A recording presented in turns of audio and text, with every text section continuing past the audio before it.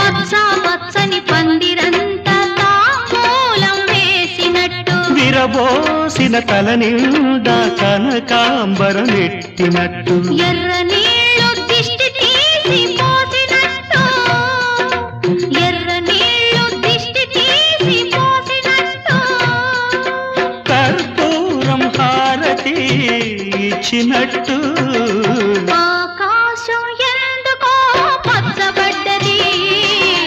ఆ నడుమ బొట్టేమో ఎర్రబడ్డది